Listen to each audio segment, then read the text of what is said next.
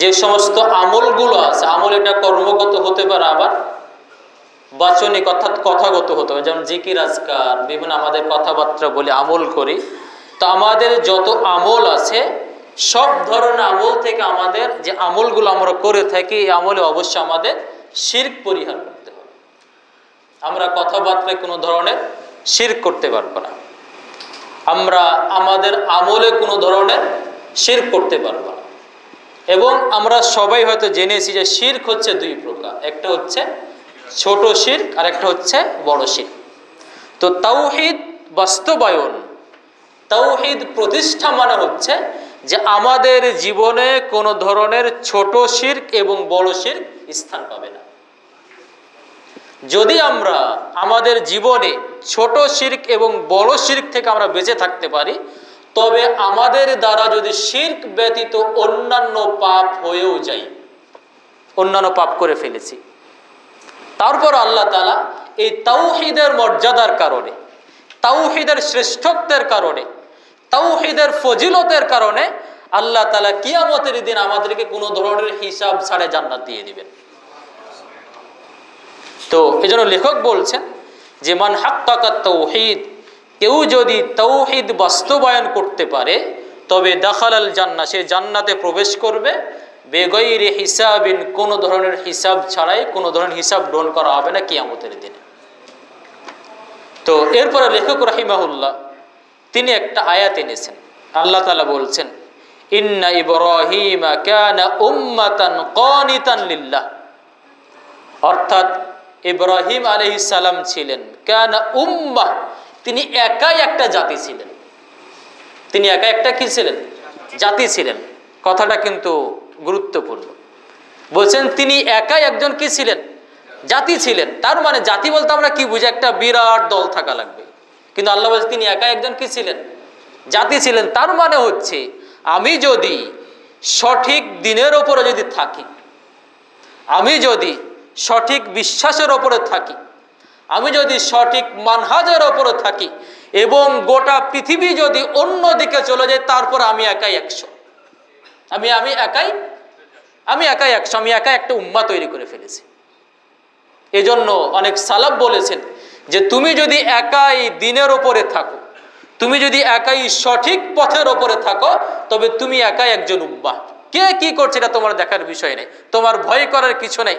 তুমি বলবে যে সবাই কোন দিকে চলে গেছে, হয়তো আমি ভুলের উপরে আছি, হয়তো আমি বিপদে চলে যাচ্ছি, কিন্তু না, আল্লাহ তাআলা বলছেন যে না, ইব্রাহিম তিনি একাই একজন কি ছিলেন?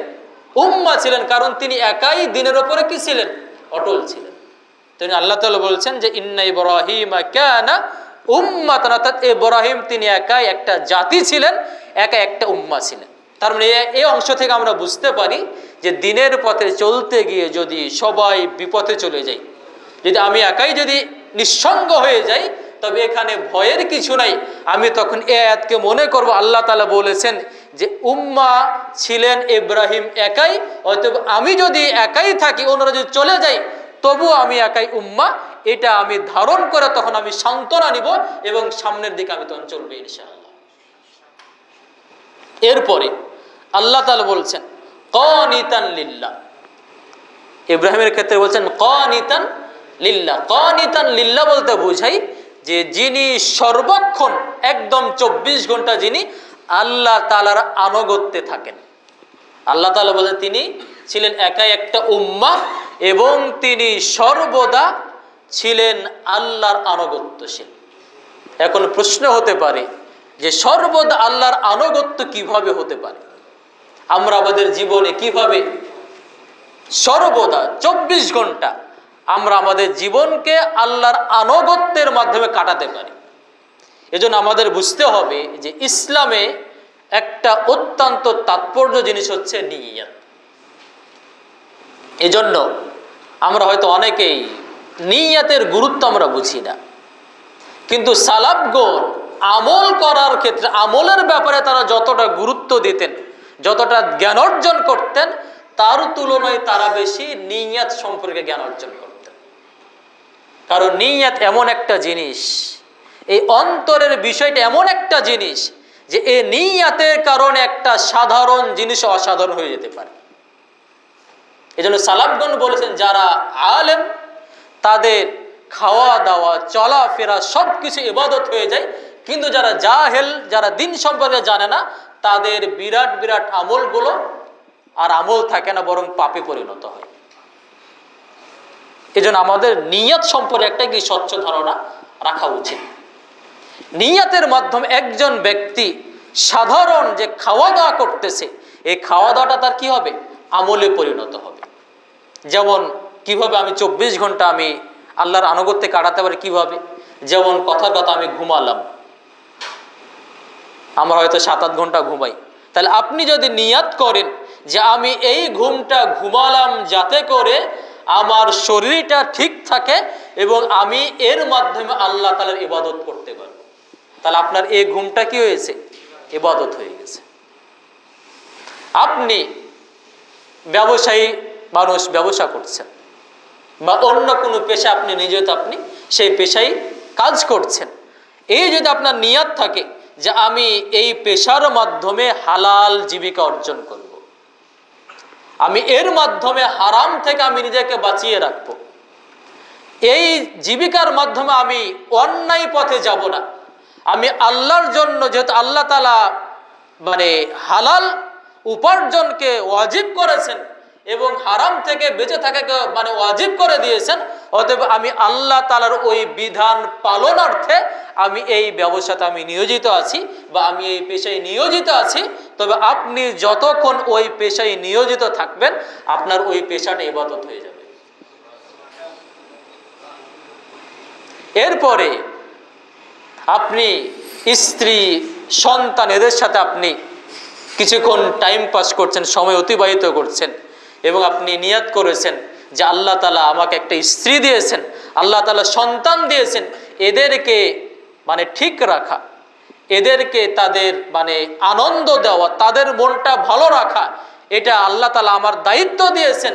আমি এই দায়িত্ব পালনার্থে তাদের সাথে কথাবার্তা বলছি, তবে আপনার এই কথাবার্তাটা কি হয়ে যাবে? ইবাদতে পরিণত হবে। এবং আরো নিয়ত কেমন একটা জিনিস আপনাদের দেখায়, আমরা তো সবাই আমাদের পরিবারের জন্য খরচ করি, সবাই আমাদের স্ত্রীদের আমরা খরচ দেই, আমাদের সন্তানদের খরচ দেই, এবং আমরা আমাদের জাতীয় স্বজন তাদেরকে আমরা কি করি? খরচ দেই। তো আমি যদি নিয়তটা যদি করতে পারি, তো এই খরচটা কি হতে পারে? আমার দান হতে পারে। যেমন আপনি যখন খরচ, স্ত্রীর পিছনে খরচ করছেন, সংসারের পিছনে খরচ করছেন, তখন আপনি নিয়ত করেন যে আল্লাহ তাআলা আমার উপরে দায়িত্ব দিয়েছেন পরিবারের খরচ দেওয়া, পরিবারের ভরণ পোষণের ব্যবস্থা করা, আল্লাহ তাআলার ওই বিধানটা পালনার্থে আমি আমার পরিবারের খরচ ভরণ পোষণ দিচ্ছি, তবে আপনার এই খরচ ভরণ পোষণ দানে পরিণত হবে। এবং এটা সাধারণ দান না, এখানে বেশ কয়েকটা দান মানে নেকি আছে।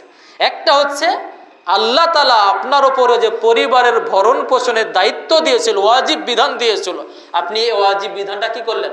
পালন করলেন। তাহলে এই ওয়াজিব বিধান পালন করা একটা নেকি হচ্ছে। এরপরে তাদের ভিতরে আপনার যে আমরা সবাই জানি যে কি মানে যারা আত্মীয় স্বজন, এদের সাথে আত্মীয়তার সম্পর্ক বজায় রাখা একটা কি ফরজ ইবাদত।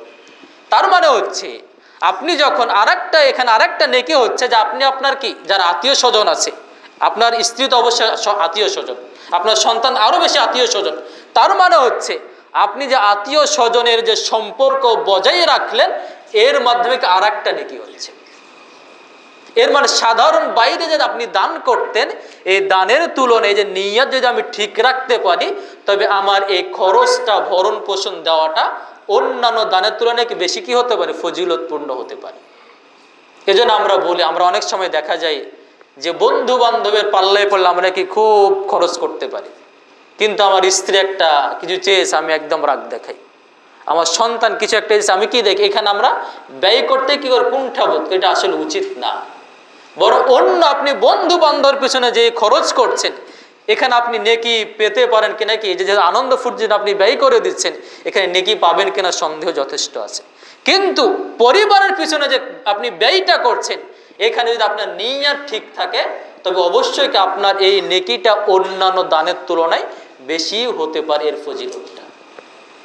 এই জন্য আমাদের উচিত হচ্ছে যে আমি যে কোনো কাজ করি, আমি যে কোনো পদক্ষেপ গ্রহণ করি, আমি প্রত্যেকটা করব, প্রত্যেকটা কাজের পিছনে আমি একটা ভালো নিয়ত করি যে আমি ভালো নিয়তে করছি, আমি দিনের জন্য করছি, এর মাধ্যমে আমি দিন পালন করছি। তবে আপনার কি ওই 24টা ঘন্টা কি হবে? আল্লাহর আনুগত্যে কাটবে।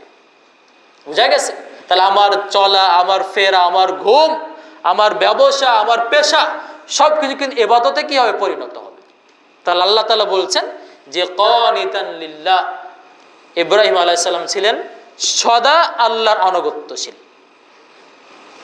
এরপরে বলছেন হানিফা, তিনি ছিলেন একনিষ্ঠ বান্দা, সবকিছু তিনি আল্লাহর জন্য পালন করতেন। ওয়ালাম ইয়াকু মিনাল মুশরিকিন, তিনি শিরককারী ছিলেন না, তিনি আল্লাহর সাথে কি করেন না? কখনো শিরক করেননি। এরপরে পরায়াত আল্লাহ তাআলা বলছেন যে ওয়াল্লাযীনা হুম বিরাব্বিহিম লা ইউশরিকুন, যারা তাদের রবের সাথে শিরক করে না। এর মানে হচ্ছে আল্লাহ তাআলা এখানে বলেনি যে তারা অন্য কোনো পাপ করেন, এই কথা আল্লাহ বলেননি। আল্লাহ কি বলেছেন? তারা আল্লাহর সাথে শিরক করে না। এর মানে হচ্ছে যে আপনি বা আমি যদি শিরক থেকে বেঁচে থাকি, শিরক যদি না করি, এটা ছোট শিরক হোক অথবা বড় শিরক হোক, যদি শিরক থেকে আমি যদি বেঁচে থাকি, তবে আল্লাহ তাআলা অন্যান্য পাপের কারণে আমাকে পাকড়াও নাও করতে পারেন এবং বিনা হিসেবে আল্লাহ তাআলা আমাকে কি করবেন? জান্নাতে দিয়ে দিবেন। কিন্তু আমি যদি শিরক করি, তবে আমার পক্ষে কিনা বিনা হিসেবে জান্নাতে যাওয়া সম্ভব নয়। তো এই জন্য লেখক একটা উল্লেখ করে আরো প্রমাণ করতে চেয়েছেন যে কেউ যদি তাওহীদ প্রতিষ্ঠা করে, অর্থাৎ যদি শিরক থেকে বেঁচে থাকে, তবে ওই বান্দা বিনা হিসাবে জান্নাতে চলে যাবে। এরপরে লেখক রাহিমাহুল্লাহ এখানে একটা হাদিস এনেছেন। হাদিসটা বর্ণনা করেছেন ইমরান বিন হুসাইন বিন আব্দুর রহমান রাদিয়াল্লাহু তাআলা। হুসাইন বিন আব্দুর রহমান একজন তাবিঈ। তিনি বলছেন যে কুনতু ইনদা সাঈদ ইবনে জুবাইর, আমি সাঈদ বিন জুবাইরের কাছে ছিলাম। ফাকাল, তিনি বললেন যে আইয়ুকুম রাআল কাওকাবাল্লাযী ইনকাযাল বারিহাতা, তোমাদের কে ওই তারকাটা দেখেছে যেই তারকাটা গত রাত্রে আকাশ থেকে ছুটে পড়েছে? যেই তারকাটা আকাশ থেকে ছুটে পড়েছে, এই তারকাটা তোমাদের মধ্যে কে দেখেছে? ফাকুলতু আনা, আমি বললাম আমি দেখেছি ওই তারকাটা। সুম্মা কুলতু, এরপর আমি বললাম যে আমা ইন্নী লাম আকুন ফি সালাতিন, আমি ওই সময়তে সালাত আদায় করছিলাম না। এখানে হুসাইন বলছেন যে আমি ওই সময় কি করছিলাম না? সালাত আদায় করছিলাম না। তিনি এই কথাটা কেন বললেন? অথচ এই বিষয়ে তাকে জিজ্ঞেস করা হয়। তো বারিহা বলতে বোঝায় যে শেষ রাতের দিকে। এখন যখন এই যে জিজ্ঞেস করা হলো যে কে এই তারকাটা শেষ রাতে দেখেছে পড়া অবস্থায়, তখন আমি যদি বলি যে আমি দেখি, তার মানে ভাবতে পারে যে আমি হয়তো ওই সময় সালাত আদায় করছিলাম। তখন হুসাইন বিন আব্দুর রহমান তিনি পরিষ্কার করে দিলেন যে তোমরা আমার ব্যাপারে মনে করিও না আমি কি সালাত আদায় করছি। কারণ এটা কেন বললেন? যাতে করে আমাদের ভিতরে কিছু আছে যে কিছু করার আগে কি নাম চাই, কিছু করি না করে আমরা কি চাই? নাম চাই। আমার এটা বলা হবে, আমি একজন বলা যে ভালো মানুষ, এই অনেক ভালো কাজ করে। তো এই তাবি তিনি বললেন যে এটা তোমরা আমার ব্যাপারে কি মনে করিও না, আমি যেই কাজটা করি না ওই কাজে তোমরা কি প্রশংসা করার কিনে কোনো দরকার নেই। তো যাতে করে এই যে বিনা আমলে তার প্রশংসা করা না হয়, তাকে যাতে করে মানুষের চোখে সে যেন অনেক বড় না হয়ে যায়, এই জন্য তিনি পরিষ্কার করে দিয়ে বললেন যে কি শুনে রেখো আমি সেই সময় কি নামাজ আদায় করছিলাম না। এরপরে বললেন ওয়ালাকিন্নী লুদিগতু, আমি জেগেছিলাম কারণ আমাকে কোনো একটা পোকাতে কামড়িয়েছিল। লুদিগ তো মানে কি কোনো কিছু কামড়ান, অর্থাৎ এটা বিছু হতে পারে বা অন্য যে কোনো প্রাণী হতে পারে। তিনি বললেন যে আমি ওই সময় জেগে থাকার কারণ হচ্ছে যে আমি ওই সময় কি ছিলাম, মানে আমাকে কিছু কামড়িয়েছিল, যার ফলে সে সময় ঘুমাতে পারিনি। তো ক্বালা ফামা সানাআতা, তিনি বললেন যে তুমি তাহলে এই যে তোমাকে কামড়িয়েছিল এটার কারণে তুমি কি ব্যবস্থা নিয়েছিলে? কুলতু, আমি বললাম যে ইরতাকাইতু, আমি ঝাড়ু ফুঁক করেছি। ক্বালা ফামা হামালাকা আলা যালিক, তিনি বললেন যে তুমি কেন ঝাড়ু ফুঁক করলে? কুলতু, বললাম যে হাদিসুন হাদাসানাহু শাআবী, আমাকে একটা হাদিস বর্ণনা করেছেন শাআবী ক্বালা ওয়া মা হাদাসাকুম, তিনি বললেন তিনি তোমাদের কি হাদিস বর্ণনা করেছেন। কুলতু হাদাসানা বুরাইদা ইবনে হুসাইন, তিনি বললেন আমাকে হাদিস বর্ণনা করেছে, তিনি আমাদেরকে হাদিস বর্ণনা করেছে বুরাইদা ইবনে হুসাইব থেকে, আন্নাহু ক্বাল, তিনি বলেছেন লা রুকিয়াতা ইল্লা মিন আইনিন আও হুমাতিন, অর্থাৎ রুকিয়া করা যায় কারো বদনজর লাগলে এবং কাউকে জ্বর হলে। এটা একটা হাদিস রাসূল সাল্লাল্লাহু আলাইহি সাল্লাম, মানে তিনি বলেছেন যে কি ঝাড়ু ফুঁক করা যেতে পারে কখন, যদি কাউকে বদনজর লাগে অথবা কারো জ্বর হয়। এখানে আমরা যেটা ইসলামের যে বিধান, এখান থেকে আমরা বুঝতে পারি যে বদনজর লাগা সত্য। মানুষকে কি লাগতে পারে, মানুষ বা অন্যান্য যে কোনো জিনিসে বদনজর লাগতে পারে। তো বদনজর লাগার বেশ কিছু চিকিৎসা মানে রুকিয়া মানে ঝাড়ফুঁকের ব্যবস্থা আছে। এর মাধ্যমে আমরা, তার মধ্যে একটা হচ্ছে আপনি ধরেন সূরা ফাতিহা পাঠ করলেন, এরপরে আয়াতুল কুরসি পাঠ করলেন, এরপরে 3 কুল পাঠ করলেন, এরপরে উঈদুকা বিকালিমাতিল্লাহি তাম্মাতি মিন কুল্লি শাইতানিন ওয়া হাম্মা মিন কুল্লি আইনিন লাম্মা। এই যে দোয়াগুলো আছে, এই দোয়াগুলো যদি আপনি পাঠ করে ঝাড়ফুঁক আপনি নিজেও করতে পারেন, আবার কাউকে লেগেছে তাকে যদি আপনি এইগুলো যদি পড়ে যদি ফু দেন, তবে আশা করা যায় কি হবে, সেই বদনজর কেটে যাবে ইনশাআল্লাহ। এটা হলো একটা প্রথম পদ্ধতি। আরেকটা পদ্ধতি হচ্ছে যে রাসূল সাল্লাল্লাহু আলাইহি সাল্লাম থেকে আরেকটা পদ্ধতির কথা পাওয়া যায় যে এক সাহাবী তিনি গোসল করছিলেন, তো আরেকজন তার পাশ দিয়ে অতিক্রম করছিল। তো ওই সাহাবীর চেহারাটা একটু দেখতে সুন্দর ছিল, তো ওই সাহাবী যাওয়ার সময় কি তার বদনজর লেগে যায়। তো রাসূল সাল্লাল্লাহু আলাইহি ওয়াসাল্লাম জানানো হলে তিনি বললেন যে কি করো, তাকে তার পানি, অর্থাৎ এখানে দুইটা পদ্ধতি, একটা হচ্ছে গোসল অথবা কি উজু হতে পারে। তো ওই ব্যক্তিতে যার নজর লেগেছে তাকে আপনি উজু করতে বলবেন, এবং যে পানিগুলো আছে তার যে পানি, কিছু পানি নেন, উজুর পানিটা কিছুটা নেবেন, এবং নেওয়ার পরে আপনি সেই পানিটা আপনার পানির সাথে অল্প পানি নেবেন, এরপরে মিশিয়ে দিবেন, এবং ওই পানিটা যে যাকে বদনজর সে কি করে পান করবে। সে যদি কি করে পান করে, তবে এর মাধ্যমে কি হবে, বদনজর ভালো হয়ে যাবে ইনশাআল্লাহ। এটা আরেকটা সুন্নতি পদ্ধতি। তাহলে আমরা এই পদ্ধতিতে আমরা কি করতে পারি, বদনজরের আমরা চিকিৎসা করতে পারি। এবং এখানে আরেকটা জিনিস মনে রাখবেন যে এই যে মূলত ঝাড়ু ফুঁকগুলো, এই ঝাড়ু ফুঁকগুলো মূলত নির্ভর করে আপনার ঈমান এবং তাকওয়ার উপরে।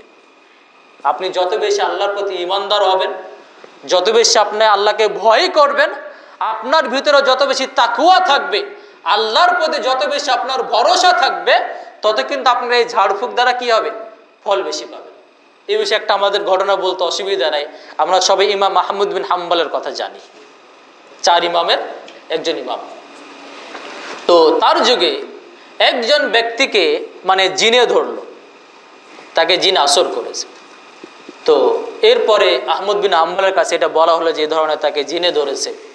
তো ইমাম আহমদ বিন হাম্বল বলে পাঠালেন যে তুমি ওই জিনকে বলে দিবা যে আহমদ বিন হাম্বল তোমাকে বলেছে তুমি যেন চলে যাও এখান থেকে, টাকা ছিঁড়ে যেন চলে যাও। তো ওই জিনের কাছে যখন বলা হলো যে কি আহমদ বিন হাম্বল বলেছে যে তোমাকে এখান থেকে চলে যেতে হবে, তো সেই জিন বলল ইমাম আহমদ বিন হাম্বল তিনি একজন সৎ বান্দা, একজন ভালো মানুষ, তার সম্মানার্থে আমি তাকে ছেড়ে চলে গেলাম। তো ওই জিন তাকে ছেড়ে চলে গেল। এরপরে আহমদ বিন হাম্বল তিনি মারা গেলেন, পরবর্তী তিনি গেলেন মারা গেলেন।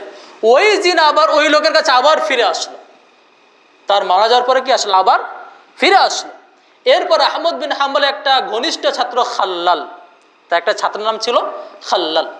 তো খাল্লালের কাছে বলা হলো যে আপনার তো শিক্ষক তাকে বলার কারণে চলে গেছিল, আবার ওই জিন আবার ওই তার কাছে এসেছে। তো খাল্লাল আবার বলে পাঠালো যে তুমি তাহলে বলবো আমার নাম দিয়ে যে আমি বলে সে যেন চলে যাই। তখন জিনকে যখন বলা হলো যে খাল্লাল বলেছে তোমাকে ছেড়ে যেতে, তখন জিল বলছে আমি আহমদ বিন হাম্বলের কথায় গেছি, আমি তো খাল্লালের কথায় যাব না। কারণ ইমাম আহমদ যে পর্যায়ে ইমানদার তাকওয়াশীল, সে পর্যায়ে খাল্লাল তাকওয়াশীল না। তো এই কারণে তখন ওই খাল্লালের কথা কি গেল না, ওই জিন তাকে ছেড়ে যায়নি। এরপরে সাহাবীদের বিভিন্ন কৌল পাওয়া যায়। সাহাবায়ে কেরাম পরবর্তীতে বলতেন যে আমাদের আগের যারা বড় বড় যারা ইমানদার ব্যক্তি ছিল আমাদের মধ্যকার, তাদের ঝাড়ফুঁক করলে কাজ হতো, কিন্তু আমরা ঝাড়ফুঁক করলে তেমন কি হয় না, ফল দেয় না। তো আমাদের মনে রাখতে হবে যে এই যে ঝাড়ফুঁক, এটা শরিয়াতে কি শরিয়ত সম্মত বিষয়। তবে আমাদের ঝাড়ফুঁক তত বেশি কাজে লাগবে যত আমার আল্লাহর প্রতি কি থাকবে, ভরসা থাকবে, যত আমার তাকওয়া কি থাকবে, বেশি থাকবে, যত আমার আল্লাহর প্রতি অগাধ বিশ্বাস থাকবে, যত আমি পাপ থেকে নিজেকে বিরত রাখতে পারবো, আমার ঝাড়ফুঁক তত বেশি কি হবে, কাজে লাগবে। আমি নিজেই পাপী বান্দা, আমি তেমন তওয়াক্কা করি না হালাল হারামের, আমি শিরক করি, আমি বিভিন্ন অপরাধে জড়িত, আমি গান বাজনা শুনি, তবে আমার যদি কি রুকিয়া বা ঝাড়ফুঁক করলে কি আমার রুকিয়া কাজে নাও লাগতে পারে। তো রাসূল সাল্লাল্লাহু আলাইহি ওয়াসাল্লাম তিনি বললেন যে কোনো ঝাড়ফুঁক নেই, তবে কি ছাড়া, বদ নজর ছাড়া এবং জ্বর ছাড়া। তো যদি তার মানে এখান থেকে আমরা বুঝতে পারি যে যদি জ্বর হয় তবে আমরা কি করতে পারি, ঝাড়ফুঁক করলে আমাদের কি হবে, জ্বর ভালো হয়ে যাবে ইনশাআল্লাহ। এবং অন্যান্য যত প্রকারের কি আছে অসুখ আছে, সব ধরনের অসুখ কি ভালো হতে পারে কিসের মাধ্যমে, ঝাড়ফুঁক করার মাধ্যমে। বিষে কাটা, আমাদের সবাই হাদিস জানি যে একজন ব্যক্তি কি কাটলো, বিষে কাটেছিল সেই সাহাবীদের যুগে। একজন সাহাবী সূরা ফাতিহা পাঠ করে কি হলেন, ঝাড়ফুঁক করলেন, তার বিষ কি হয়ে গেল, ভালো হয়ে গেল। এর মানে হচ্ছে কারণ এটা হচ্ছে কি, কারণ এই যে যাবতীয় অসুখ এটা কার পক্ষ থেকে আসে, আল্লাহর পক্ষ থেকে আসে। এর মানে হচ্ছে আপনি যখন ঝাড়ফুঁক করছেন তখন আপনি আল্লাহর কাছে নিজেকে ফিরিয়ে দিচ্ছেন যে আল্লাহ তুমি তো আমাকে অসুখ দিয়েছো, আমি তোমার কাছে ফিরে যাচ্ছি, আমি ঝাড়ফুঁক করছি, তুমি আমাকে কি করো, এই অসুখটা ভালো করে দাও। তো যেই আল্লাহ আমাকে অসুখ দিয়েছেন তিনি তো অসুখ দূর করার মালিক। অতএব আপনি যদি অগাধ বিশ্বাস নিয়ে, দৃঢ় বিশ্বাস নিয়ে, ইয়াকিন নিয়ে যদি আপনি ঝাড়ফুঁক করতে পারি, তবে কি হবে, ইনশাআল্লাহ এই ঝাড়ফুঁকে আমাদের কাজে আসবে। এরপরে ওই সাঈদ বিন জুবাইর বললেন যে কদ আহসানা মান ইনতাহা ইলা মা সামিয়া, অর্থাৎ যা শুনেছে তা অনুযায়ী যে কাজ করেছে সে ভালো করেছে। ওয়ালাকিন হাদ্দাসানি ইবনে আব্বাস, তবে আমাদেরকে হাদিস বর্ণনা করেছেন ইবনে আব্বাস, তিনি নবী সাল্লাল্লাহু আলাইহি ওয়াসাল্লাম থেকে বর্ণনা করেছেন আন্নাহু ক্বাল, তিনি বলেছেন উরিদাত আলাইয়াল উমামু, রাসূল সাল্লাল্লাহু আলাইহি ওয়াসাল্লাম বলছেন যে আমার কাছে কিছু জাতিকে পেশ করা হল, মানে বিভিন্ন জাতি, আগের পূর্বের যে জাতি ছিল তাদেরকে আমার কাছে পেশ করা হল। ফারাআইতুন নাবিয়্যা ওয়া মাআহুর রাহতু, আমি একজন নবীকে দেখলাম যার সাথে তার এক দল উম্মাহ রয়েছে, মানে কিছু সংখ্যক কি আছে, উম্মাহ আছে, তার অনুসারী রয়েছে। ওয়ান নাবিয়্যা ওয়া মাআহু আর-রাজুলু ওয়ার-রাজুলান, আরেকজন নবীকে দেখলাম যার সাথে একজন অথবা মাত্র দুইজন অনুসারী, মানে তার অনুসারীদের সংখ্যা কত, একজন অথবা মাত্র দুইজন। ওয়ান নাবিয়্যা ওয়া লাইসা মাআহু আহাদুন, আরেকজন নবীকে দেখলাম যার সাথে তার কোনো উম্মাহ নাই, মানে তার কথাই কেউ ঈমান আনেনি। এখন প্রশ্ন করতে পারেন যে তাহলে কি সেই নবী কি ব্যর্থ নবী নাকি, মাত্র একজন উম্মাহ, মাত্র দুইজন অনুসারী, কারো মানে অনুসারী নাই, তাহলে সেটা ব্যর্থ নবী কিনা? আমাদের মনে রাখতে হবে যে দ্বীনি কাজের ব্যর্থতা সফলতা নির্ভর করে নিয়তের উপরে। আমাদের এটা জিনিসটা মনে রাখতে হবে, দ্বীনি কাজের ব্যর্থতা কি সফলতা নির্ভর করে কার উপরে, নিয়তের উপর। আপনি খুব দাওয়াতি কাজ করলেন, আপনার অনুসারী অনেক বেশি হয়ে গেছে, কিন্তু আপনার নিজের নিয়ত কি নেই, ঠিক নেই, তবে আপনি কি সফল না, আপনি কি না সফল না। কিন্তু আপনি দাওয়াত দিলেন একনিষ্ঠতার সাথে, খুব ভালোভাবে, আপনার নিয়তও ঠিক আছে, আপনার কি নাই, কোনো অনুসারী নয়, কেউ আপনার কথা শুনলো না, তার উপর আপনি কি সফল ব্যক্তি, পরকাল আপনার কি আমলটা আপনার নাজাতের জন্য কি হবে, যথেষ্ট হবে। কিন্তু আপনি যে নিয়ত ঠিক নেই, অনেক অনুসারী বানিয়ে ফেলেছেন, অনেক দ্বীনি কাজ করে ফেলেছেন, নিয়ত ঠিক নেই, তবে কি এই নিয়ত ঠিক না থাকার কারণে আপনার এই দ্বীনি কাজ তো কোনো উপকার আসবে না, বরং কি হবে, পরকালে জাহান্নামে যাওয়ার কি হবে, কারণ হবে। আমরা সবাই আদি জানি না যে তিনজন ব্যক্তির দ্বারা কি করা হবে, জাহান্নাম উদ্বোধন করা হবে। ওরা তো ভালো কাজ করেছে, জিহাদ করেছে, জিহাদ করে আল্লাহর রাস্তায় কি জীবন দিয়ে দিয়েছে। একজন ব্যক্তি কারি পাঠক, কোরআনের পাঠক, তার মানে কি সে মানুষকে কোরআন শিক্ষা দিয়েছে, সে মানুষকে কি কোরআন কি জানিয়েছে। আর একজন ব্যক্তির কথা জানেন যে সে কি রয়েছিল, সে দানশীল ছিল, দান করেছে, অনেক দান করেছে, কিন্তু তার কি নাই, নিয়ত ঠিক নাই, কিন্তু কি এই ধরনের দিনই কাজে কি আসে না, কোনো তার সফলতা আসে না। আমাদের মূলনীতি মনে রাখতে হবে যে দিনই কাজের সফলতা এবং ব্যর্থতাতে নির্ভর করে কার উপরে, নিয়তের উপরে। নিয়ত যদি ঠিক থাকে, আপনি মানুষকে দাওয়াত দিয়েছেন, আপনার দাওয়াত কেউ কবুল করেন, তবে আপনি কি সফল মানুষ। বুঝা গেছে? এবং এখান থেকে আরেকটা জিনিস মনে রাখবেন, আমাদের মনে রাখতে হবে যে জনসংখ্যা অনুসারী বেশি হওয়া কিনা সত্যের মাপকাঠি নয়। এই অংশ আমাদের কি প্রমাণ করে? বেশি অনুসারী মানে সে সঠিক পথের অনুসারী, এটা কি হয় না, প্রমাণ হয় না। কারণ এই যে নবী, তিনি দাওয়াত দিয়ে গেছেন, কিন্তু তার একজনও তার কথা কেউ শুনেনি।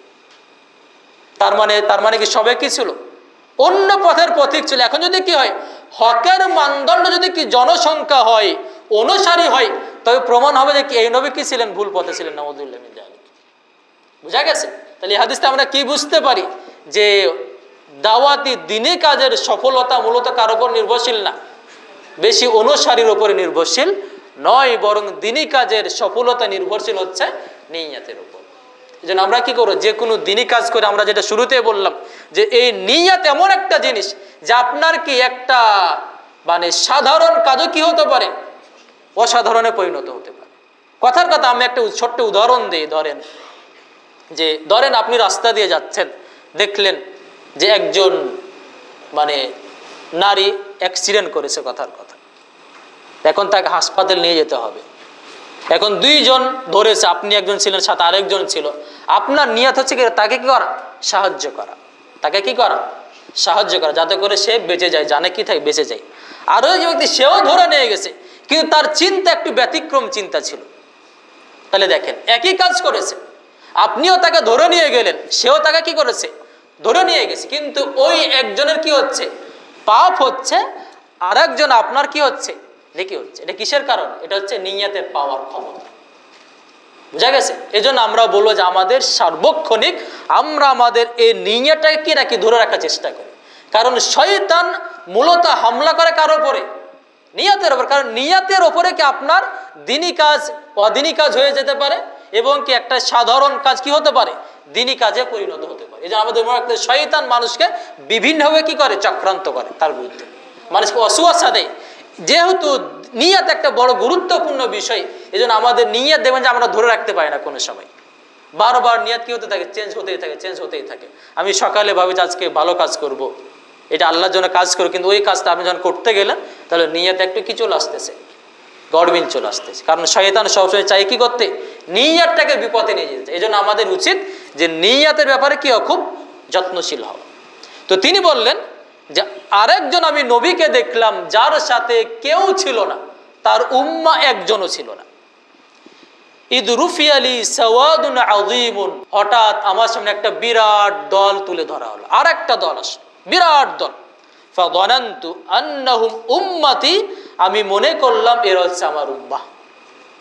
রাসূল সাল্লাল্লাহু আলাইহি ওয়াসাল্লাম বলছেন যে একটা বিরাট দল দেখলাম, এই দলটা দেখার পরে মনে হলো যে এটাই হচ্ছে কি আমার উম্মাহ। ফাকিল আলী, আমাকে বলা হলো, হাযা মূসা ওয়া কওমুহু, এটা হচ্ছে মূসা এবং তার জাতি, এটা আপনার উম্মাহ নয়। এখান থেকে আমরা কি বুঝলাম যে মূসারও কি ছিল, অনেক অনুসারী ছিল। ফানাযারতু ফাইদা সাওয়াদুন আযীমুন, আমি আবার দেখলাম আর একটা বিরাট দল আমার কাছে পেশ করা হলো। ফাকিল আলী, আমাকে বলা হলো, হাযিহি উম্মাতু, এটা হচ্ছে আপনার উম্মাহ, এটা আপনার কি অনুসারী। ওয়া মাআহু ৭০,০০০, তাদের সাথে ছিল ৭০,০০০ লোক। ইয়াদখুলুনাল জান্নাত, যারা জান্নাতে প্রবেশ করবে, বিগাইরি হিসাবিন ওয়ালা আযাবিন, কোনো ধরনের কি হিসাব এবং আযাব ছাড়াই। বিনা আযাবে কি বিনা হিসাবে তারা কোথায় চলে যাবে, জান্নাতে চলে যাবে। অন্য বর্ণনে আছে যে ৭০-এর সাথে ৭০,০০০ সাথে ৭০,০০০ গুণ দিতে হবে, মানে ৭০,০০০ সাথে কি হতো, ৭০,০০০ গুণ। তাহলে এখানে অনেক হয়ে যায়, অনেক হয়ে যায় সমত, মানে কি ৫০-৬০ 49 কোটি হয়ে যেতে পারে, আরো মানে সমত এই ধরনের। তার মানে অনুমানিক আছে 49 কোটি। এদের সংখ্যা কত হবে, 49 আরো সামথিং, 49 কোটি ধরে কাছাকাছি কত, 50 কোটি এরা। সুম্মা নাহাদা ফাদাখালা মানজিলাহু, রাসূল সাল্লাল্লাহু আলাইহি ওয়াসাল্লাম এই কথা বলার পরে তিনি আবার তার বাড়িতে চলে গেলেন, তার ঘরে প্রবেশ করলেন। ফাখাদান নাস ফি উলাইক, তো রাসূল সাল্লাল্লাহু আলাইহি ওয়াসাল্লাম এই কথা বলার পর যখন তিনি ঘরে চলে গেলেন, মানুষেরা তখন আলোচনা শুরু করলেন, এই লোকগুলো কারা যারা বিনা হিসাবে জান্নাতে চলে যাবে? কারা এই লোক? কে এই লোক? এরা হতে পারে। ফাকালা বা'দুহুম, কোন সাহাবী বললেন, ফালাআল্লাহুমুল্লাযীনা সাহিবু রাসূলাল্লাহ, এরা হয়তো তারাই যারা রাসূল সাল্লাল্লাহু আলাইহি ওয়াসাল্লাম সাহাবী, যারা সাহাবী হয়তো কি তারাই কি বিনা হিসাবে জান্নাতে যাবে। ওয়া ক্বালা বা'দুহুম, আবার কেউ বললেন, ফালাআল্লাহুমুল্লাযীনা উলিদু ফিস ইসলাম, এরা হচ্ছে তারাই যারা হয়তো কি ইসলামের উপরে জন্মগ্রহণ করেছে, ফালাম ইশরিকু বিল্লাহি শাইয়ান, এরপর আল্লাহর সাথে কাউকে শরীক করেনি। তো ফাখরাদু আলাইহিম রাসূলুল্লাহ সাল্লাল্লাহু আলাইহি ওয়াসাল্লাম, যখন মানুষের এই নিয়ে কি আলোচনা শুরু করলো, তো রাসূল সাল্লাল্লাহু আলাইহি ওয়াসাল্লাম আবার তাদের কাছে বের হয়ে আসলেন। ফাখবারুহু, রাসূল সাল্লাল্লাহু আলাইহি ওয়াসাল্লাম তাদেরকে সংবাদ দিলেন এরা হচ্ছে কারা। এখানে আমাদের একটা বিষয় মনে রাখতে হবে, এটা জ্ঞান অর্জনের একটা আদব। রাসূল সাল্লাল্লাহু আলাইহি ওয়াসাল্লাম চাইলে বলতে পারতেন, মানে বলে তিনি ঘরে ঢুকতে পারতেন হচ্ছে এরা লোক হবে, কিন্তু রাসূল সাল্লাল্লাহু আলাইহি ওয়াসাল্লাম এই কথা বলেননি। রাসূল সাল্লাল্লাহু এই কথা কি করলেন না, বললেন না, না বলে তিনি কোথায় চলে গেলেন? ঘরে চলে গেলেন। সাহাবায়ে কেরাম আলোচনা শুরু করলো কারা এরা হতে পারে। এটার কারণটা কি? এটার কারণ হচ্ছে যে আগ্রহ সৃষ্টি করা। এটার অর্থ কি করা? আগ্রহ সৃষ্টি করা। এই জন্য আপনি যদি একটা কথা মানে ডিরেক্ট বলে দেন, ওটা কি কর্ণপাত নাও করতে পারে, এটার গুরুত্ব তেমন থাকবে না। তো এই জন্য শিক্ষা দেওয়ার একটা আদব হচ্ছে যে আপনি যখন কাউকে কোন একটা গুরুত্বপূর্ণ কথা বলবেন, তার পূর্বে বিভিন্ন পদ্ধতিতে আপনি কি তার মাঝে কি করেন? আগ্রহ তৈরি করেন।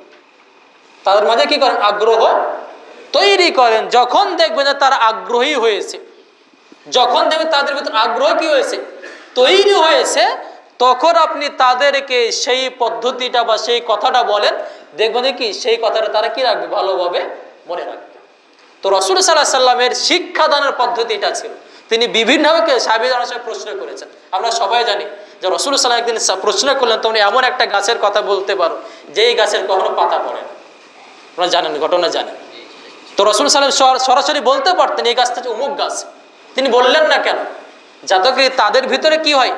আগ্রহ সৃষ্টি হয়। এ ধরনের আরো ঘটনা পাওয়া যায় যে রাসূল সাল্লাল্লাহু আলাইহি ওয়াসাল্লাম এক সাহাবীকে বললেন যে আমি যখন মসজিদ থেকে বের হব, তোমাকে আমি একটা গুরুত্বপূর্ণ আয়াত শিক্ষা দিব।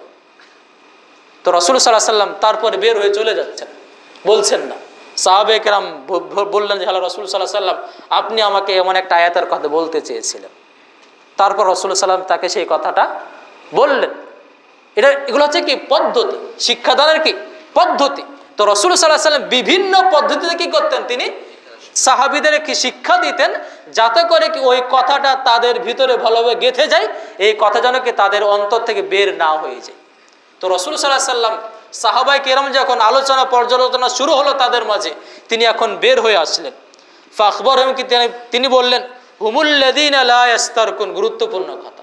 ওই বিনা হিসেবে যারা জান্নাতে যাবে তারা হচ্ছে ওই ব্যক্তি, লা ইস্তারকুন, যারা অন্যদের কাছে চিকিৎসা চাইনি, রুকিয়া করে চাইনি, ঝাড়ফুঁক করে চাইনি। ওয়ালা ইয়াকতাউন, এবং তারা কাটা জায়গায় ওই ছ্যাঁকা দেন। আগে পদ্ধতি ছিল যখন কোনো জায়গায় কেটে যেত, তখন ওই জায়গায় কি করা হতো? বিভিন্ন মানে রড টড কি হালকা গরম করে কি দেওয়া হতো? ছ্যাঁক দেওয়া হতো, ওদেরকে রক্তটা কি হতো? রক্ত বন্ধ হয়ে যেত।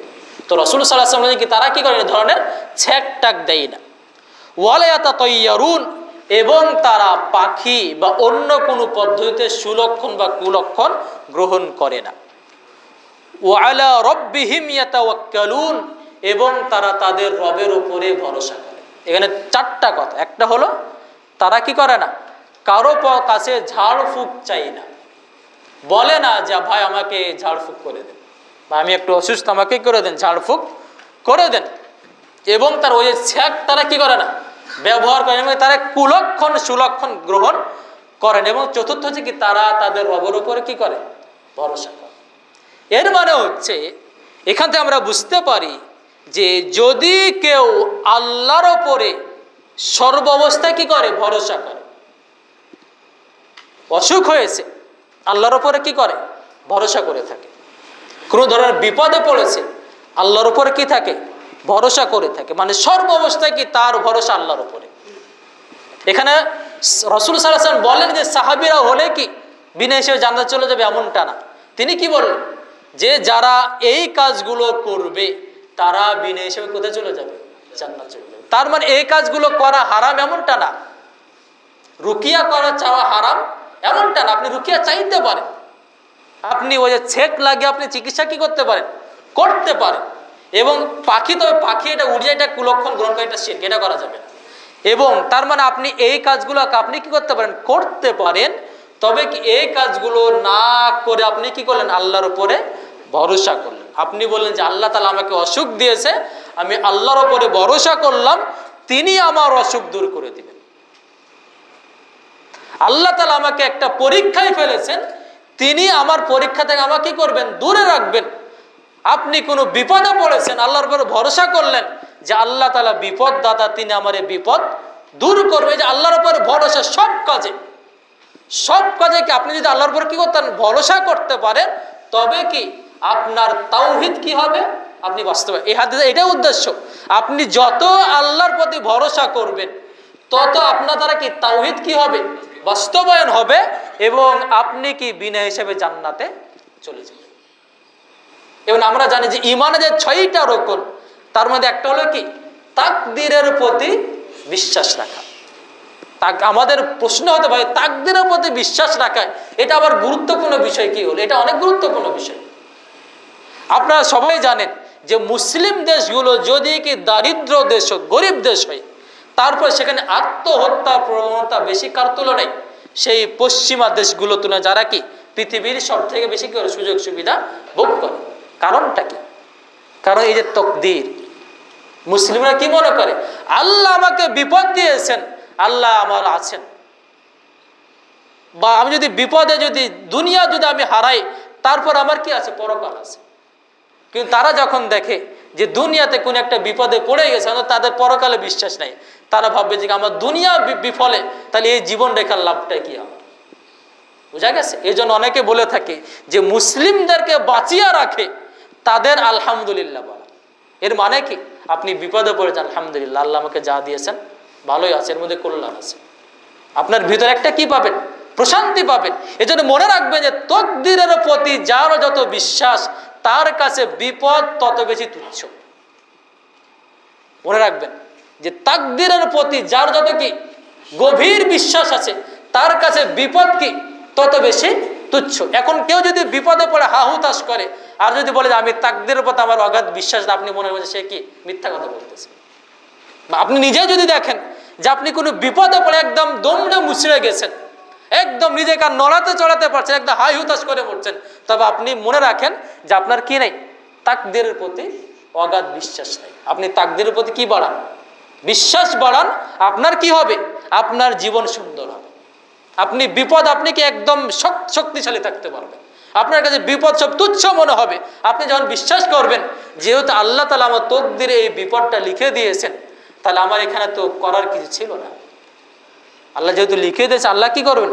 এটা লিখে দিয়েছেন, আমার তো এখানে কোনো তেমন কি নাই, হাত নাই, আমি তো যা করার করেছি। আপনি তখন কি একটা শান্তনা, এরপর আপনি বিশ্বাস রাখবেন যে আপনার হাদিস, যে হাদিস রাসূল সাল্লাল্লাহু আলাইহি ওয়াসাল্লাম বলেছেন যে আজাবান লি আমরিল মুমিন, মুমিনের প্রত্যেকটা বিষয় বিস্ময়কর। রাসূল সাল্লাল্লাহু আলাইহি ওয়াসাল্লাম বলেছেন যে মুমিনের কি প্রত্যেকটা বিষয় কি অবাক করা বিষয়। এমন কি সে যখন কি তার একটা কাটাও ফুড়ে, তখন এর মাধ্যমে তার গুনাহ মাফ হয়ে যায়। এর মাধ্যমে তার কি হয়ে যায়? গুনাহ মাফ হয়ে যায়। আপনি যখন তাকদীরে যে বিশ্বাস আছে, আপনি বিপদে পড়লেন, আপনি তাকদীরকে মেনে নিলেন এবং আল্লাহর প্রতি অনুরাগ করলেন না, আল্লাহর প্রতি অভিযোগ করলেন না, বরং আলহামদুলিল্লাহ বললেন, তখন কি হবে? আপনার এই বিপদের মাধ্যমে আল্লাহ তাআলা আপনাকে নেকি দিবেন এবং পরকালে আপনার কি জান্নাতের স্তর বাড়িয়ে দিবেন। আমাদের মনে রাখতে হবে যে আল্লাহ তাআলা মানুষকে বিভিন্ন কারণে বিপদ দেন। তার মধ্যে একটা কারণ হচ্ছে যে আল্লাহ তাআলা যখন আল্লাহ তাআলা একটা বান্দার তাকদীর লিখে দেন যে এই বান্দাটা জান্নাতের অমুক স্তরে চলে যাবে, একটা ভালো একটা স্তরে আছে, কিন্তু এই বান্দার আমলে কাজ হয় না, মানে তার আমলের পরিমাণ কি খুব কম, মানে এই বান্দার দ্বারা কি ওই জায়গায় পৌঁছা কি না সম্ভব না। তখন আল্লাহ তাআলা তাকে কি দেন? বিপদ দেন। এবং এই বিপদের মাধ্যমে কি হয়? যখন সে ধৈর্য ধারণ করে, তখন তার নেকির পরিমাণ কি বাড়তে থাকে এবং বাড়তে বাড়তে তখন কি তাকে ওই স্তরে সে তখন পৌঁছে যায়। বুঝা গেছে? এবং আরেকটা কারণ হচ্ছে আল্লাহ তাআলা দেখেন যে এই বান্দা যে আমল করছে, এই আমলের কারণে সে জাহান্নামে চলে যাবে।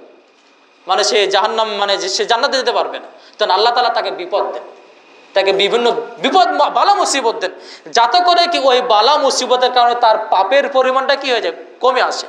পাপটা যারা কি করে মুছতে থাকে, এই মুছতে মুছতে কি হয় তার পাপের পরিমাণ কমে যায় এবং নেকির পরিমাণ বেড়ে যায়, তখন আল্লাহ তাআলা কি তাকে এর মাধ্যমে জান্নাত দিয়ে দেন। বুঝা গেছে?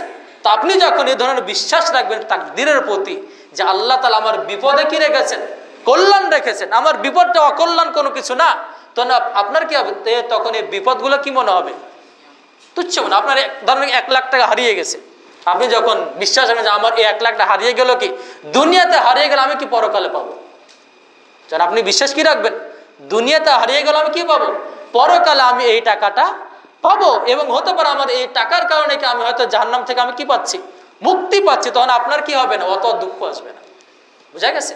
তো এই জন্য রাসূল সাল্লাল্লাহু আলাইহি ওয়াসাল্লাম বলছে কি, তারা কি করে তাদের রবের ওপরে তাওয়াক্কুল করে। আর এই রবের ওপরে তাওয়াক্কুল, ভরসা তখন বাড়বে যখন আপনার তকদিরের প্রতি কি থাকবে, অগাধ বিশ্বাস থাকবে। এবং আপনি যখন তকদিরের প্রতি অগাধ বিশ্বাস রাখবেন এবং আল্লাহর প্রতি যখন আপনার ভরসা বাড়বে, তখন আপনি এই যে বিপদ আপদ, তখন আপনার তুচ্ছ মনে হবে।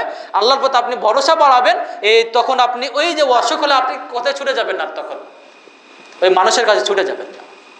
আপনি সর্বোচ্চ আল্লাহর কাছে কেঁদে কেঁদে বলবেন, আল্লাহ তাআলা তুমি আমাকে অসুখ দিয়েছো, আমার অসুখটা ভালো করে দাও। দুয়ার মধ্যে সবকিছু পরিবর্তন নাই। আমরা দেখেছি যে কোরআন আমরা দেখি বা হাদিসে আমরা দেখতে পাই যে নবীগণ যখনই তারা কি হতেন, কোনো অসুস্থ হয়ে ভুগতেন, তারা কি এই পার্থিব চিকিৎসা না নিয়ে তারা আল্লাহর কাছে কি ফরিয়াদ করতেন। বুঝা গেছে? তাহলে এটা হচ্ছে ইমানের। আপনি যখন কি চিকিৎসা বাদ দিয়ে, হারাম এটা বলছি না, চিকিৎসা করাটা কি ইসলামে কি বৈধতা দিয়েছে, এবং আল্লাহ রাসূল বলেছে প্রত্যেকটা রোগের কি আছে, ওষুধ আছে। তো চিকিৎসার মূলত কি না, হারাম না, কিন্তু আল্লাহ রাসূল এখানে বুঝাতে চেয়েছেন যে আমাদের সর্বাবস্থায় কি করা উচিত, আল্লাহর উপরে যদি আমরা ভরসা করতে পারি, আমরা যদি কি ওই যদি রুকিয়া যদি চেয়ে না বেড়াই, আমাদের মনে রাখতে আপনি রুকিয়া চাইলেন না, কিন্তু আপনাকেও রুকিয়া করে দিল, ঝাড়ফুঁক করে দিল, তাহলে আপনি কি এই অন্তর্ভুক্ত হন, অর্থাৎ আপনি কি এই 70,000 অন্তর্ভুক্ত হতে পারেন। তাহলে এই হাদিসটা আমরা বুঝতে পারলাম যে এই 70,000 অন্তর্ভুক্ত হওয়া, বা আমরা যদি 50 কোটি ধরি, এর অন্তর্ভুক্ত হওয়া কি আমাদের জন্য এই সুযোগ আছে। এটা কি ওই সাহাবীদের জন্য কি না, খাস না। আমরা যদি কি এই অনুযায়ী চলতে পারি, তাহলে আমাদের কি সম্ভাবনা আছে, আমরা কি হব, ওই 70 বা 50 কোটির অন্তর্ভুক্ত হব, যারা বিনা হিসেবে কোথায় চলে যাবে, জান্নাতে চলে যাবে। আমাদের এটাই হচ্ছে কি তাওহীদকে বাস্তবায়ন করা। যদি আমরা তাওহীদকে বাস্তবায়ন করতে পারি, তবে আমরা জান্নাতে চলে যাব। হাদিস শেষ হয়ে আসতেছে। ফাকামা উক্কাশা বিন মিহসান, যখন রাসূল সাল্লাল্লাহু আলাইহি ওয়াসাল্লাম এই কথা বললেন, তখন উক্কাশা বিন মিহসান দাঁড়ালেন। ফাকালা, বললেন, উদউল্লাহ আইয়াজআলানি মিনহুম, হে আল্লাহ রাসূল সাল্লাল্লাহু আলাইহি ওয়াসাল্লাম, আপনি দোয়া করেন আমার জন্য, আল্লাহ তাআলা যেন আমাকে তাদের অন্তর্ভুক্ত করে দেন। তো ফাকাল আনতা মিনহুম, রাসূল সাল্লাল্লাহু আলাইহি ওয়াসাল্লাম বললেন, তুমি তাদের অন্তর্ভুক্ত, তুমি ওই বিনা হিসেবে জান্নাতে যাওয়া লোকদের একজন ব্যক্তি। সুবহানাল্লাহ। সুম্মা কামা রাজুলুন আখার, এই কথা শোনার পর আরেকজন ব্যক্তি দাঁড়ালো। ফাকাল, ওই ব্যক্তি দাঁড়িয়ে বলল, উদউল্লাহ, আপনিও আল্লাহর কাছে দোয়া করেন, আইয়াজআলানি মিনহুম, আল্লাহ যেন আমাকে তাদের অন্তর্ভুক্ত করে দেন। তো রাসূল সাল্লাল্লাহু আলাইহি ওয়াসাল্লাম বললেন, সাবাকাকা বিহা উক্কাসা, উক্কাসা আগেই চলে গেছে, তুমি এই স্থান পাবে না। এই হাদিস থেকে আমাদের একটা গুরুত্বপূর্ণ বিষয় হচ্ছে যে দ্বীনি কাজে, ভালো কাজে কখনো কি পিছু টান করা কি না, উচিত না। ওই সাহাবী শোনার পরে বলে ফেললেন, আল্লাহ রাসূল একবার দোয়া করে দেন না, সমস্যা কি। তো তিনি কোথায় চলে এলেন, ওই তাদের অন্তর্ভুক্ত হয়ে গেলেন। সুবহানাল্লাহ। এই জন্য রাসূল সাল্লাল্লাহু আলাইহি ওয়াসাল্লাম বলেছেন, মান তাআখারা আখারাহুল্লাহ, যদি কেউ পিছনে সরতে চায়, আল্লাহ তাআলা তাকে কি করেন, পিছনে সরিয়ে দেন। এটা হাদিস।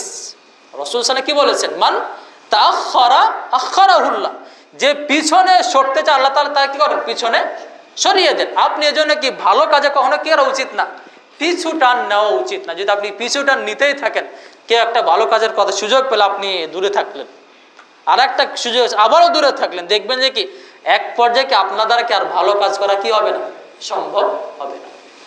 বুঝা গেছে? কিন্তু আপনি যদি কি বলেন যে ঠিক আছে আমি আছি, আমি কাজ করব, তাহলে কি আল্লাহ তাআলা আপনার কি করেন, আরো সামনে নিয়ে যাবেন। আপনার জন্য কি ভালো কাজ করাকে আপনি আল্লাহ তাআলা আপনাকে কি করবেন, তৌফিক আরো বাড়িয়ে দিবেন। তো এই জন্য আমাদের উচিত কি করা, ভালো কাজে কোনো ধরনের পিছুটা না না, আমরা কি করবো সবসময় মানে ভালো কাজ আসলে আমরা কি করব, একদম আগে যাওয়ার আমরা চেষ্টা করবো ইনশাআল্লাহ। তো আমরা এখান থেকে আলোচনা শেষ করতে পারি। তবে আমাদের এখানে আবার আমরা শেষ কথা বলছি, যেটা হচ্ছে যে আল্লাহর প্রতি আমাদের কি রাখতে হবে, তাওয়াক্কুল রাখতে হবে। আমাদের মূল কথা এটা, আল্লাহর প্রতি কি রাখতে হবে, আমাদের তাওয়াক্কুল রাখতে হবে এবং আমাদের আমলগুলোকে শিরক মুক্ত করতে হবে। এবং তাওয়াক্কুল আরেকটা আমরা হাদিস বলে শেষ করব। রাসূল সাল্লাল্লাহু আলাইহি ওয়াসাল্লাম বলেছেন, গুরুত্বপূর্ণ হাদিস, রাসূল সাল্লাল্লাহু আলাইহি ওয়াসাল্লাম বলেছেন যে আল্লাহ তাআলা হাদিসে কুদসিতে বলেছেন, মানে আল্লাহ তাআলা এটা কথা, আনা ইনদা যান্নি আবদি বি, আমার প্রতি বান্দা যেমন ধারণা করে আমি বান্দার সাথে তেমন আচরণ করি। গুরুত্বপূর্ণ কথা, আল্লাহ তাআলা কি বলে, আল্লাহ তাআলার কথা এটা, বান্দা আমার ব্যাপারে কি করে, যেমন ধারণা করে আমি বান্দার সাথে কি করি তেমন আচরণ করি। এই জন্য কি বিপদে পড়বেন আল্লাহর প্রতি কি রাখেন, ভালো ধারণা রাখেন, আল্লাহ তাআলা আমার এই বিপদ দূর করে দেবেন। অসুখ হয়েছে আল্লাহর প্রতি কি রাখেন, ভালো ধারণা রাখেন, আল্লাহ আমার এই অসুখ দূর করে দিবেন। আল্লাহ দেখবেন যে আপনার অসুখ দূর করে, আপনি এ ধরনের অনেক প্রমাণ পাবেন। হয়তো এমন একটা জায়গায় গিয়েছেন, কথার কথা এমন আমরা হয়, এমন একটা জায়গায় গেছে, রাত হয়ে গেছে, মনে হয় যেন গাড়ি টাড়ি পাবো না। সবার এই ধরনের ঘটনা আছে, সবার জীবনে আছে। কিন্তু আপনার মনে হয়েছে আল্লাহর প্রতি বিশ্বাস, আল্লাহ আমার কি করবেন, গাড়ির ব্যবস্থা দেখবেন যে কোথা থেকে একটা কি ব্যবস্থা হয়ে গেছে। এই ধরনের অসংখ্য আপনাদের জীবন, আমার প্রত্যেকের জীবনে কি আছে, নজির আছে, যে কোনো মনে হয় এটার কোনো সম্ভাবনাই নাই, মানে এটা হয়তো আমার কাছে কি হচ্ছে না, আর হয়তো মানে এখান থেকেই মানে এটা যেটা আমি আশা করছি এটার হবে না। কিন্তু দেখবেন যে কি, যখন আল্লাহর প্রতি একটু কি আছেন, বিশ্বাস যখন তৈরি হয়েছে ভিতরে যে আল্লাহ তাআলা হয়তো কি ব্যবস্থা করবেন, দেখবেন যে কি আপনার ভিতরে কি হয়, তখন আল্লাহ তাআলা ওই ব্যবস্থাটা করে দেন। এই জন্য তাওয়াক্কুলের আরেকটাই কি পদ্ধতি হলো, আমরা কি করব, আল্লাহর প্রতি দৃঢ় ভালো বিশ্বাস রাখবো যে আল্লাহ তাআলা আমার এই বিপদ দূর করবেন, আল্লাহ তাআলা আমার এই সমস্যা দূর করবেন, আল্লাহ তাআলা আমার এই দারিদ্র দূর করবেন, আল্লাহ তাআলা আমার এই অসুস্থতা দূর করবেন, ইনশাআল্লাহ দূর করবেন। এমন যদি আপনি কি আল্লাহর প্রতি কি রাখতে পারেন, দৃঢ় বিশ্বাস ভালো ধারণা রাখতে পারে, তবে আপনি কি আল্লাহ তাআলা আপনার সাথে তেমনই আচরণ করবেন। আর আপনি বিপদে পড়ার পরে মনে হচ্ছে যে আল্লাহ আমাকে খুঁজে পায়, আর কাউরে পাই না, আল্লাহ আমারই শুধু অসুখ দেয়, আমি তো ভালো কাজ করি, এরপরে আমারই বিপদ হয়, মানে আল্লাহর প্রতি যে কুধারণা, তাহলে আপনার জীবনে কি ধরনের বিপদ আর কি থাকবে, বাড়তেই থাকবে। তো আমরা আমাদের আলোচনা এখানে শেষ করে, কারো হয়তো প্রশ্ন তো থাকতে পারে। তো আমরা এখানে আমাদের আলোচনার মূল কথা, আমাদের তৃতীয় আজকে উদ্দেশ্য সেটা হলো যে ব্যক্তি কি করবে, তাওহীদকে প্রতিষ্ঠা করবে, সে কি করবে, বিনা হিসাবে জান্নাতে প্রবেশ করবে। আর তাওহীদ প্রতিষ্ঠা মানে কি করা, ছোট বড় যাবতীয় শিরিক থেকে নিজের আমলকে বাঁচিয়ে রাখা, ছোট এবং বড় শিরক থেকে নিজের আমলকে কি রাখা, বাঁচিয়ে রাখা। যদি আমরা আমাদের আমলকে ছোট এবং বড় শিরক থেকে বাঁচিয়ে রাখতে পারি, এরপরে যদি আমাদের কি হয়, কোনো পাপ হয়, যদি কি আমাদের যদি কি অন্য কোনো যদি পাপও হয়, তবে আল্লাহ তাআলা কি ওই পাপটা কি করবেন, ক্ষমা করে দেবেন। ক্ষমা করে দিয়ে আল্লাহ তাআলা আমাকে কোথায় দিবেন, জান্নাতে দিবেন। তবে আমাদের শুধুমাত্র কি বান্দার হকটা আমাদের ধরে রাখতে হবে, বান্দার হক আল্লাহ তাআলা কি করবেন না, ক্ষমা করবেন। বুঝা গেছে? তাহলে বান্দার হক ব্যতীত অন্যান্য যদি পাপ যদি কি হয়ে যায়, তবে আল্লাহ তাআলার সম্ভাবনা আছে আল্লাহ তাআলা কি করবেন, ক্ষমা করে দিয়ে জান্নাতে প্রবেশ করাবেন। আল্লাহর কাছে দোয়া করে আল্লাহ যেন আমাদেরকে এই লোকদের অন্তর্ভুক্ত করেন যাদেরকে আল্লাহ তাআলা কোনো শাস্তি এবং কি হিসাব ছাড়াই জান্নাতে প্রবেশ করেন। আল্লাহ আমাদের কবুল করেন, আমিন। এবং আমরা যেন আমাদের আমলকে শিরক মুক্ত রাখতে পারি, আমরা যেন আমাদের জীবনে তাওহীদ প্রতিষ্ঠা করতে পারি, আল্লাহ আমাদের সেই তৌফিক দান করেন, আমিন। সুবহানাকা আল্লাহুম্মা ওয়া বিহামদিকা আশহাদু আল্লা ইলাহা ইল্লা আনতা আস্তাগফিরুকা ওয়া আতুবু ইলাইক। কারো কিছু যদি আমার এই বিষয়ে জানেন, আমি তো নতুন আসলাম, মানে এখানে নিয়ম আমার জানা নাই, কি ফরম কিসের আমার জানা। আচ্ছা আচ্ছা, এখানে বলছে নিজে নিজে, আচ্ছা প্রশ্ন কি নিজে নিজে রুকিয়া করা যাবে? হ্যাঁ, নিজে নিজে। এখানে হাদিসে কি বলেছে, অন্যের কাছে রুকিয়া চাইবেন। অন্যের কাছে চাওয়া মানে কি, এটা যেন কি করা, একটা আমার জিনিস মনে রাখতে হবে, অন্যের কাছে চাওয়া মানে যেন আপনি কি করেন, আল্লাহর প্রতি তাওয়াক্কুলে কি আসলে ত্রুটি আসে। আমাদের এখানে কি অন্যের থেকে রুকিয়া চাওয়া যাবে না, তার মানে কি হারাম না, কিন্তু কেন যাবে না, কারণ আপনি যখন অন্যের কাছে রুকিয়া চাইবেন, তখন যেন আপনি কি করলেন, আল্লাহ তাআলার প্রতি তাওয়াক্কুলের পরিমাণটা কমিয়ে দিয়ে কি হল, ওই ব্যক্তির উপরে আবার ফিরে গেলেন। তাহলে এখানে তাওয়াক্কুলটা কি যাচ্ছে, তার মাত্রাটা কমে যাচ্ছে। কিন্তু যখন আপনি নিজে নিজে রুকিয়া করছেন, তখন এটা কি ওই আল্লাহ, রুকিয়া মানে কি আল্লাহর প্রতি ভরসা করা, রুকিয়া মানে মূলত কি আল্লাহর প্রতি কি করা, ভরসা করা যে আপনি এই দোয়াগুলো পাঠ করলাম, আল্লাহ তাআলা কি করেন, এই দুয়ার মাধ্যমে আল্লাহ তাআলা এই অসুখটা ভালো করে দেবেন। এই জন্য কি যদি নিজে নিজে কি রুকিয়া করে তবে কি হবে না, ওই অন্যের কাছে রুকিয়া চাওয়ার অন্তর্ভুক্ত হবে না, এবং কি হবে, সে ব্যক্তি আশা করা যায় কি ওই 70,000 ব্যক্তির অন্তর্ভুক্ত থাকবে ইনশাআল্লাহ।